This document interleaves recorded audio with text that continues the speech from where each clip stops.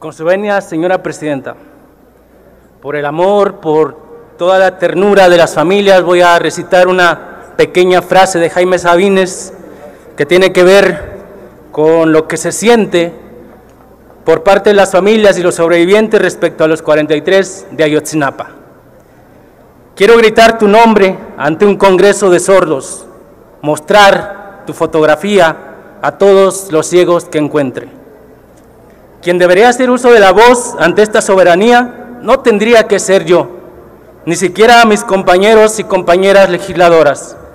A pesar de ser uno de los sobrevivientes, deberían ser las familias de las víctimas, las familias de mis amigos. Sin embargo, ellas han hablado ya este 26 de septiembre en el lenguaje legítimo y contundente de la protesta social. Esta soberanía y todas las fuerzas políticas que la componen deben escucharlas. Este pasado domingo se cumplieron 7 años de la desaparición de mis compañeros 43 normalistas de Ayotzinapa. Soy uno de los sobrevivientes. Diversos sectores, diversas luchas, sindicatos, organizaciones salieron a marchar como cada año lo hacen junto a las familias. Afortunadamente no vimos a los del PAN por ahí, porque siempre se ponen la camiseta de otras causas. Gracias por eso. El tema de la desaparición forzada tiene dos partes importantes. Primero, el hecho en sí mismo, que de por sí es grave, gravísimo. Pero más grave es todavía el trato que le dieron las autoridades al caso. No habían pasado ni siquiera 10 días cuando en Iguala se habían encontrado ya 5 fosas clandestinas y en estas 5 fosas se encontraron 28 cuerpos semicalcinados. La prensa, como siempre, y también las autoridades del gobierno del estado de Guerrero se apresuraron a decir que esos 28 cadáveres correspondían a nuestros compañeros. Si no hubiéramos tenido abogados, defensores de derechos humanos, si no hubiéramos tenido a los del equipo argentino de antropología forense, seguramente esos cadáveres habrían sido enterrados por las familias de los 43. Eso en comparación a miles de familias a las cuales no tienen la oportunidad ni los medios para identificar los restos que van encontrando en su búsqueda en fosas clandestinas por todo el país. Luego vino la audiencia del 28 de octubre de 2014 con Peña Nieto. Se comprometió a que la Comisión Interamericana de Derechos Humanos entraría al país para coadyuvar en la investigación. Se firmó ese compromiso junto a las familias y con los sobrevivientes. Ahí estuvimos. Sin embargo, antes de que esta comisión y de que se integrara el grupo de expertos internacionales, Peña Nieto y su gobierno, en complicidad y en silencio por los grupos políticos, la mayoría de ellos, sobre todo los del PRI y los del PAN, conformaron lo que se conoce como la verdad histórica, que establece que mis compañeros fueron tomados por la policía, entregados al crimen organizado y calcinados en un basurero. Tuvieron que pasar 6 meses más para que el grupo de expertos diera un informe y finalmente refutara esa verdad histórica. Sin embargo, se creó una situación mediática y política ahora contra los expertos porque no les gustó el informe y los criminalizaron igual como nos criminalizaron a quienes protestábamos en las calles, familias incluidas. Nadie habló de eso en sus intervenciones de hace un rato. Una vez que llegó el nuevo gobierno al poder, en 2018, en diciembre, el 3 de diciembre, se decretó que todas las autoridades del Estado mexicano debían coadyuvar en la investigación. Fue el primer decreto.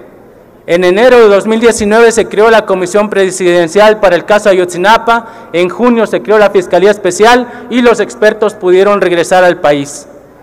A partir de eso, la investigación y el presidente de la República se reúne una vez al mes con las familias donde se discuten los planteamientos, los planes de búsqueda y se hacen junto a las familias. 5 familias incluyen o conforman esa comisión presidencial y tienen voz y voto en dónde y cómo hay que buscar.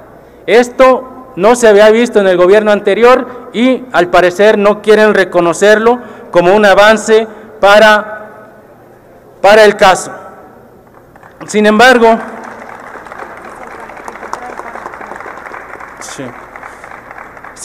falta mucho por hacer todavía y no se comprende o no quiere entenderse, o más bien hablan por sus intereses políticos, que todo esto empezó en la guerra contra el narco con Felipe Calderón. Todo esto se incrementó en la guerra contra el narco, donde miles de jóvenes provenientes del campo y de todos los estratos sociales, menos de la clase política alta y de los fifís, pues no se incluyen a las filas del narco porque ellos no tienen necesidad, ellos van a escuelas bonitas al extranjero. En cambio, la gente del pueblo tiene que buscar oportunidades y pareciera que no se entiende este contexto en el cual se implementó una guerra contra el narco, al contrario, se les ha criminalizado, en lugar de atacar las causas como ahora lo está haciendo el presidente de la República.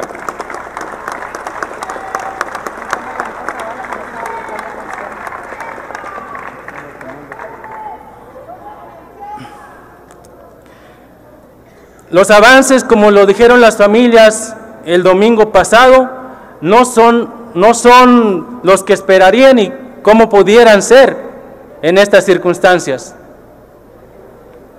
Tienen que saber la verdad hasta el final, hasta encontrar el último resto e identificar al último de los 43, pero el trabajo se está haciendo. Las trabas no están en el Poder Ejecutivo, la voluntad política está ahí. Esta soberanía debe exhortar al Poder Judicial a que no ponga trabas los jueces, a que no tome con los brazos abiertos a los que fueron expulsados de las fiscalías. Ese es uno de los temas también. La Fiscalía no ha depurado del todo a funcionarios defensores de la verdad histórica porque resulta que tienen derechos laborales. Además, el caso se encuentra fragmentado en diversos expedientes dispersos en varias entidades de la República.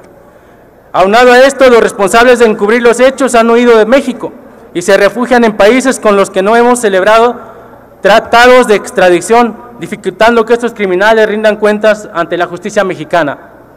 Por eso, de la misma manera, exhortamos también a la Fiscalía General de la República y a la Secretaría de Relaciones Exteriores para que en el ámbito de sus respectivas atribuciones coadyuven en la extradición de Israel a México de Tomás Cerón de Lucio, el constructor de la verdad histórica. Creo en la justicia. Lo mismo soy capaz de tomar un arma y gatillar en nombre de lo que creo, que hablar por las y los desaparecidos ante esta soberanía.